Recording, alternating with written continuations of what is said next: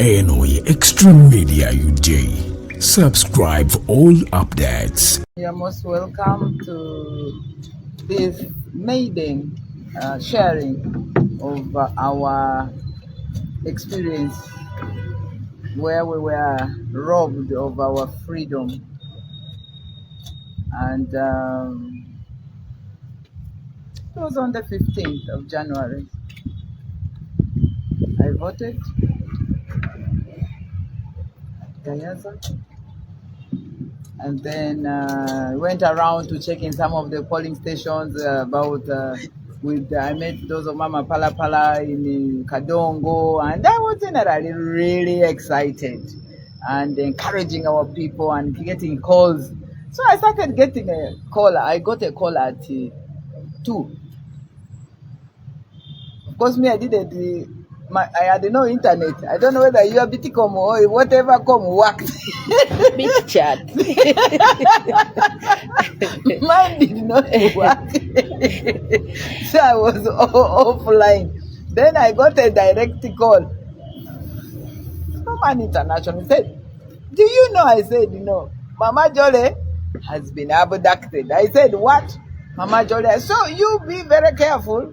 You need to take care of your security. You need to live wherever you are. And then I told this person, if Mama Jole can be arrested, if those of Sauda Magdada are inside, what is an old woman like me doing outside?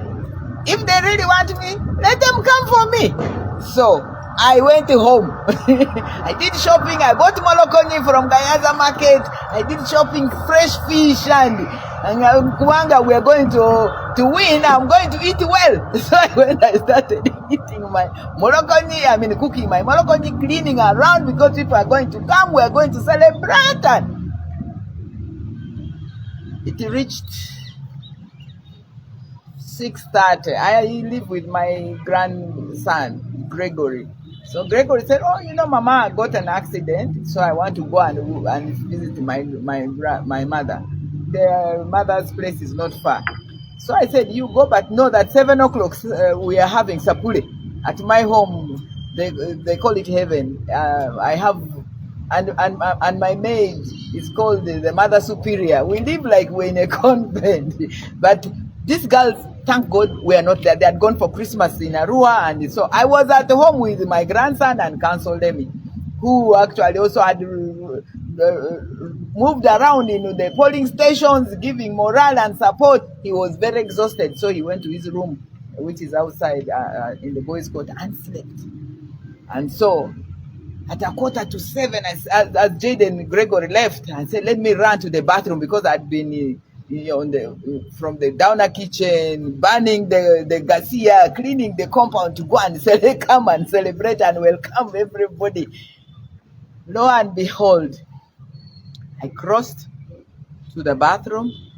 I removed my panty, I removed my rosary, I hung it up, and then at that moment I just had coco. I was already naked. I said, "Should I take a towel?" I said, "No." So I got the next dress, which is I use more like a night dress, and I had used it actually that day, a casual dress. I had used it and for carrying. It was so dirty. So I said, "Okay, and I was very dirty. So I I said, who are these ones coming to celebrate Ali? Maybe those are the ones coming we're going to have rosary with." So I crossed from the bathroom to the sitting room, and then I looked outside directly. There was a man and a young woman. Those were the two I saw. She said, "Oh, madam." I kept coming towards them, and I exited the sitting room. You've been there, you have seen.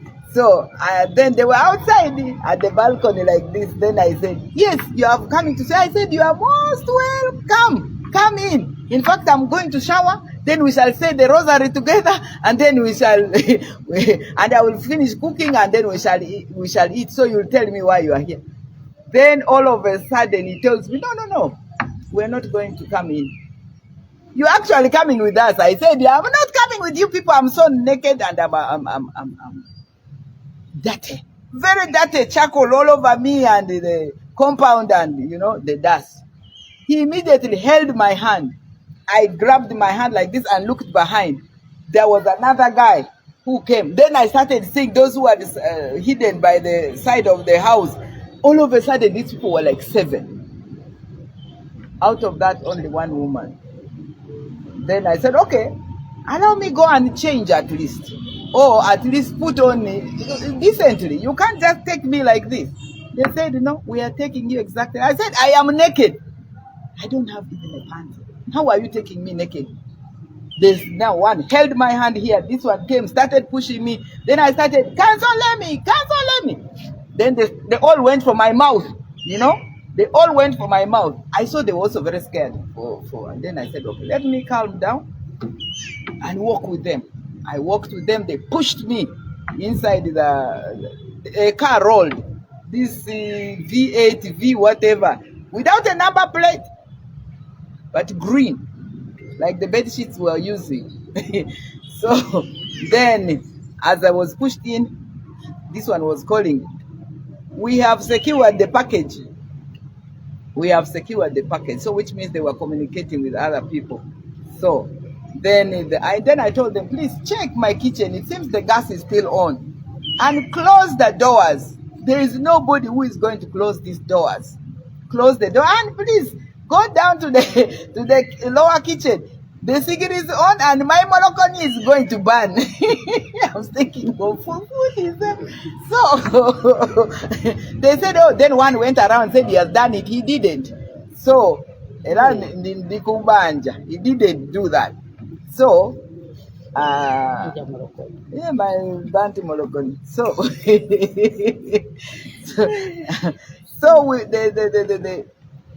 the one looked out and rolled the gate, and then this vehicle started moving slowly. There was a man seated here. This woman was on my right. They were all holding my hand. So the woman started telling me, don't worry. We are going to bring you back. We're just taking you somewhere. I kept quiet. I just started. Saint Michael the Archangel, defend us in battle. Be our safeguard against the wickedness and snares of the devil. May God rebuke him, we humbly pray. You know the Saint Michael prayer. And then immediately I started, after that, the angel of the Lord declared unto Mary. Then after that, I started the divine mercy. So the vehicle is rolling. Yeah, I'm in prayers. I'm invoking Mother Mary. So we reached the main road. And then when I looked across where there's a petrol station, Nesta petrol station, the jet vehicle, which is for the highway, where the others sit behind, you know, the patrol car was there. Then it rolled slowly. It came. Somebody came and opened the boot, and put in some gadgets. I suspect they were in one of my neighbor's compounds monitoring me, you know, so he put in, said, all yote mzuri and so on. So they packed and then closed. As soon as he closed it, the vehicle started, the patrol car started moving, and then I said, Lina, so you're actually this important. Then I told this lady, but if you knew I was very important, why to be escorted? Why are you taking me naked and without shoes, with nothing, you know? Then she said, no, we are going to bring you back. And we rode up to Gayaza. Then when we reached Gayaza, there's a police post. They stopped there and they talked to the police. And of course, my phones were at the table. I was actually playing Mother Mary's song with it at the dining. So they picked my phone and my grandson's phone. Then we moved. Then immediately we reached Gayaza. They got a smelly hood. Very smelly. It has never been washed. So they put it all over my face up to here. Then I told them, you want me to reach alive? Let me breathe. Yeah, mathematics. So immediately this guy was restless. So he got my hand and then sat on my hand. He sat on my hands. Then this girl was playing. I had very nice nails that day. I had done it very nice. So she was playing with it and calming me down and stuff. But me, I was in prayers. Then they started, do you know that you have just killed 3 people? I said, yeah, you have got me home naked, alone. I don't know how I can end up killing them. Let's try to be objective.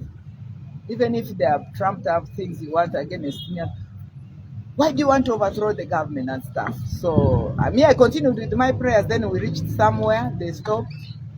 Then I told the girl, you interrupted me when I was going to the toilet, so allow me go and as an old woman I cannot hold urine, you know. So she said that's okay. She led me out, still blindfolded, I think by the roadside, and I susued, and then I asked for a toilet paper. They gave me wipes. I wiped, and I was put back in the car, and then somebody came. Then we drove.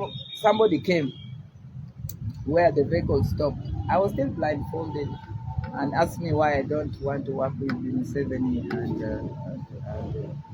Muhoozi. I kept quiet. I just kept praying. Hail Mary, our Father who art in heaven, hallowed be. And when I would reach, forgive us our trespass, as we forgive those who trespass against us. And I felt the presence of Mother Mary, for sure. So I had other voices and so on. Then there were phone calls and so on. Then from there I was transferred to another vehicle, still blindfolded. And then we drove. They say, oh, we are taking you to Ginger. Then from Ginger, after we have interviewed you, we shall bring you back home. I just kept praying. And we reached somewhere. The vehicle stopped. I could feel it was in a compound. They led me out. And then when I was led out by this lady, inside at a door which was now open, they removed the blindfold, that thing that they put on my head. When I saw Her Excellency, it was like we had just reported day one in second term in secondary school. We screamed.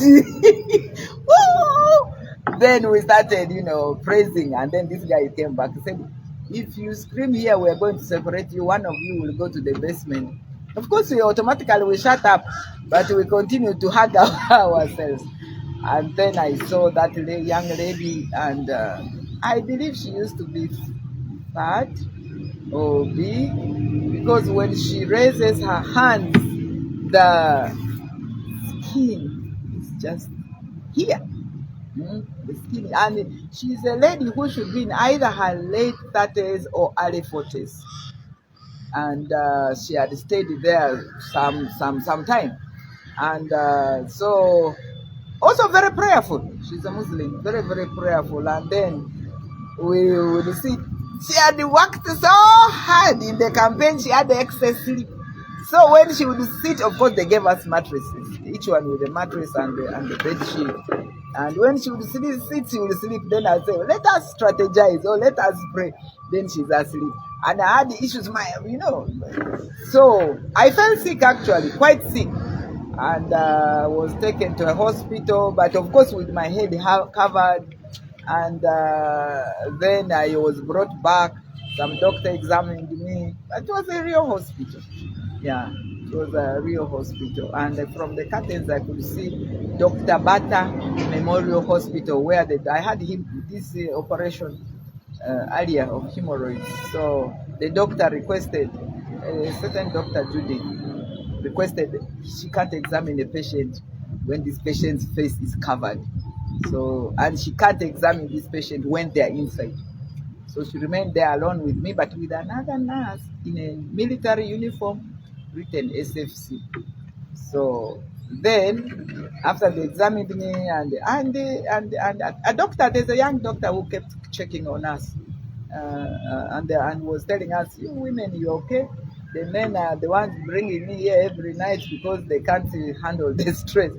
And yeah, so that hospital thing was, it gave me a clue. It could have been, I don't know where the Dr. Bata Memorial Hospital is, whether any of you know. This doctor who was a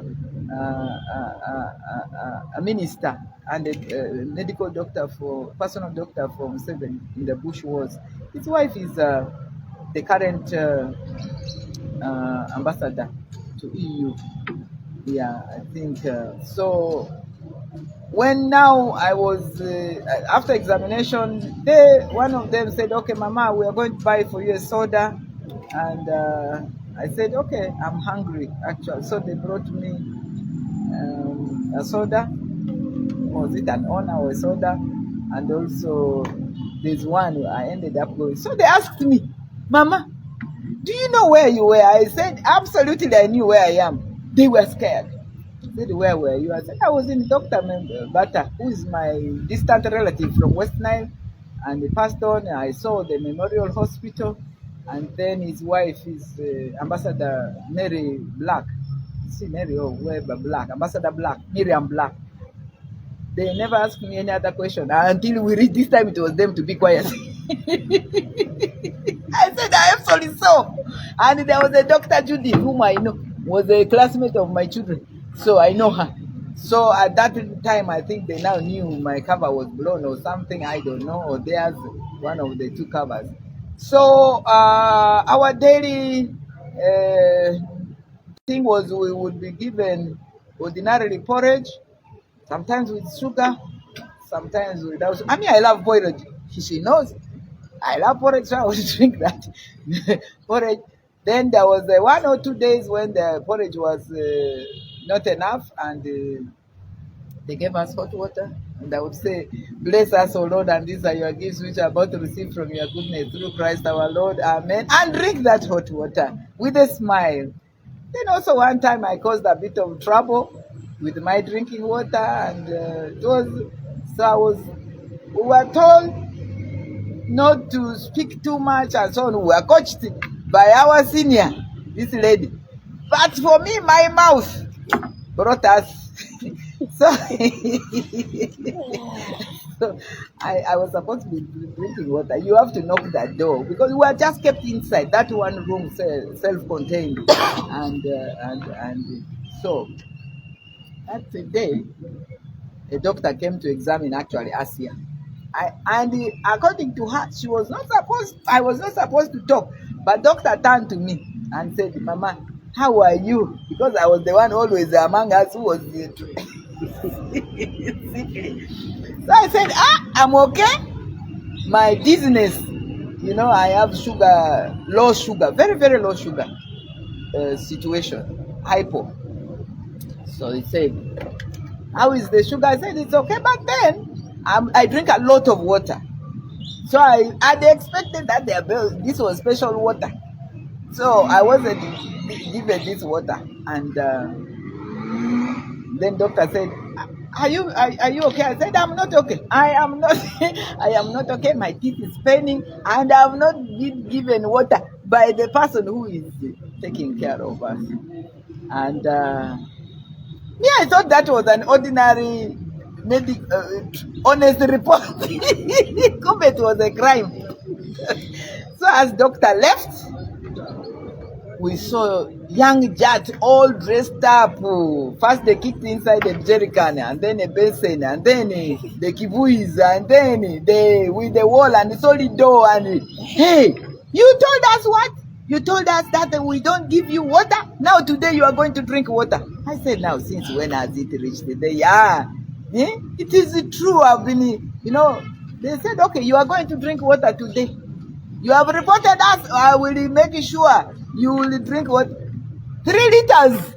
They brought 3 liters with it. There was a basin, there was a container, there was the jerrycan. They went and fetched the water from the to make sure you are scared. And with the solido, this one stand. They are very serious. So I said, to drink water, good, give me to drink the water.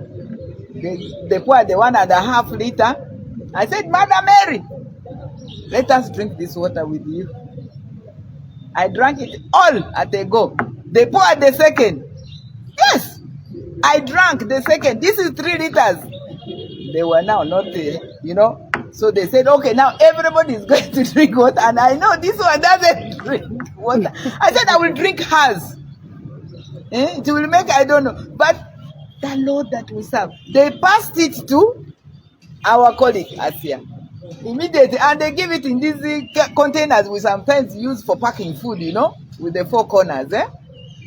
So they gave it to her, she held it, then she started. But there was one of them who said, no, this is now too much. because I think the fact that I could drink 3 liters of water and I'm not vomiting and I'm ready to drink more, that to me were kind of spoke to everybody that this may not be normal. We're not dealing with a normal human being here. So one of them came and put their hand and said, now you go and report us that we did this, and then you will see. I said, from today I don't want water. If water, so we, after they left, they started asking, debrief. What lessons have you learned? They were now teaching the problem child. What lessons have you learned? I said, I have learned a lot of lessons. God keep my big mouth shut. Even if now I fall sick here and I'm about to die, I will not report. But of course, me and my water, I said I will drink the water from the toilet, from the bathroom, from the sink. And that's what I kept doing. But I think the young lady felt the pain. She felt the pain because later on she became, because they even said, you people think we are the police. We are not. We are not this calm, police. We are special force. We are special force. So anyway, that was an incident. And we also understood these are people who are equally very stressed. They get calls, your child is sick in the village. They get calls, and especially the lady, so long as we were there, she would not even go off. So they are tied to us and they get calls. And I think there's also issues of upkeep and stuff. I could see it. But of course, our usual meal was beans and posho, white posho, beans boiled. And we ate beans until she would hold her nose when she's eating that. And I would laugh. And you're not supposed to keep food. But anyway, all in all, we became more prayerful. We built a prayer altar. We started praying novenas back to back. And on the 4th of February, that was a Thursday, I went to a corner and I said, I thirst, Lord, to receive you. Today, I would like you to come to me. Today, open my heart and my eyes to see you. I thirst for you. And I long for the day I'll go out and honor you physically. Lord, hear my prayers. And then I did the Divine Mercy. I prayed the rosary. And so I sat down at around 6 something. Because I had one dress, I would use it at night. And then during the day, when I've washed it, I use the bed sheet. I just tie. Of course, naked. And but at some point, they brought us panties. Mine didn't fit.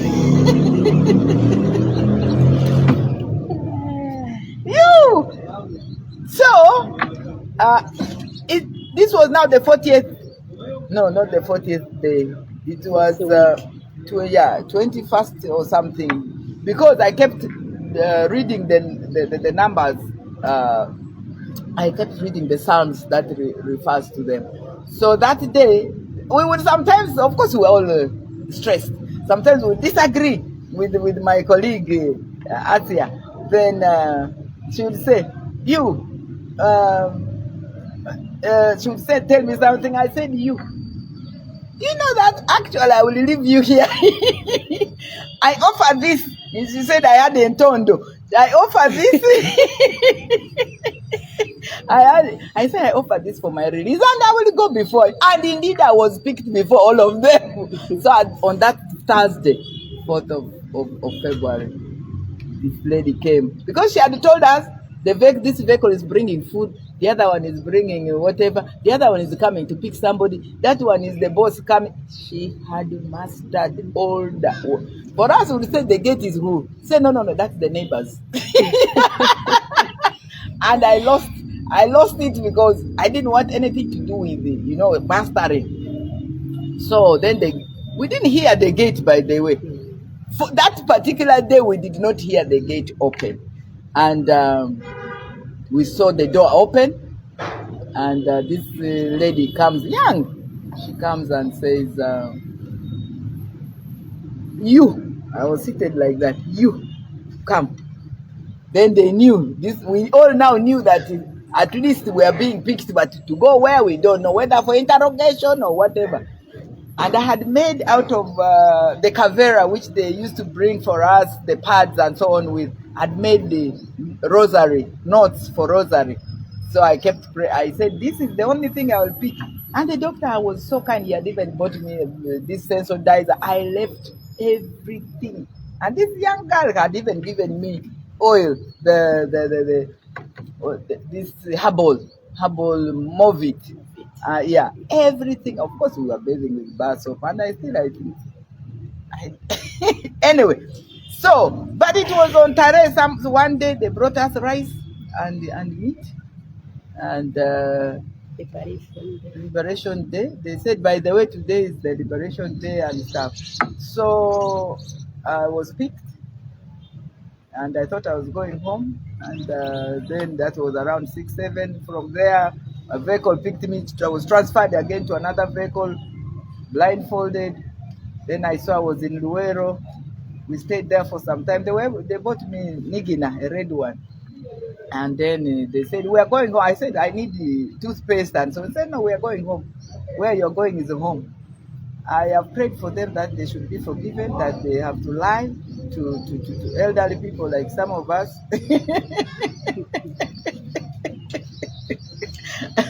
And one time they even tell me we are taking you to Guyana when they had already long bypassed the Bombo and Wobbly. So then I was dropped off in some unknown place. I just kept hearing from their Google, oh, your destination is here, destiny in 20 minutes you'll reach. They bragged. For sure, I thought I was in Gulu Barracks. So I was dropped in a room. I saw there some 4 or 5 girls, young girls. And then we started praying. It was dark. I could see the ventilator up, and I knew this was a dungeon. So then after some time, they came and removed the girls. I was brought a mattress, and then there were mosquitoes. So I quite didn't sleep, but I was praying. And I felt the presence of Mother Mary with me. So in the morning, a lady came and knocked.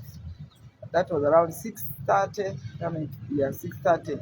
Then he said, Zedriga, I said, can you come out? I came out. Of course, in that place, there was a bucket where I was urinating. And they gave me water. They had also, these ones who took me had bought me honor, the big one with the cake. And also the lady came back and brought me water. And he gave it from above. And I kept drinking that water so much. I really drink a lot of water. So in the morning, I'm waking up. I take the susu bucket. And then I turn and I see Gulu Central Police Station. Oh my goodness me. It was like my mother had risen from the dead. I knelt down. I'm in a police station. I'm not in the military barracks. That for me was the biggest miracle. I knelt down, I thanked God, I went inside, I poured that urine, washed the bucket, bathed. Now I started even singing, Ave, Ave, Ave Maria, Ave, Ave, Ave Maria. I just immediately knew I was in sanity, I was safe. And then after that, I was taken to the office to make the statement. And then after that, I was produced in court. And for me now, at that moment, I was human again. I was human. And then after that, of course, there was nobody to stand for surety. Then I was taken to Gulu Women Prison. And when I reached there, I was given number 007, given the yellow. And then I saw human beings, women, children. Oh my goodness me. The feeling is so powerful. So then that was Friday. Then Saturday, immediately I was again picked. As I was settling down, they said, you're on transfer. I went into panic attack. Where are they re-abducting me? You know, now you become suspicious. So from there, I was transferred to Luzira. We reached Luzira late at night. I was given another number from Luzira. They took my hand, the fingerprints, and they put here the remand, Luzira women, whatever, doctor so and so, and you in the yellow prison uniform and so on. So what I remember vividly in prison is the fallen. I don't know whether you people were doing fallen. Aha, there's fallen I don't know. You have to be counted because I remember it would be fallen, I think at 5:30 or 5 a.m.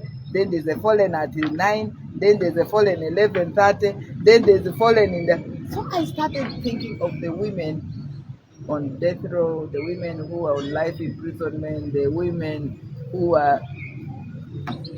I reflected a lot on them, but of course, when I was brought to Luzira, the warning everybody was giving me from the gate. Now you have come. We are watching you. We are watching you. I said, watching me, why? We are watching you because your team is here.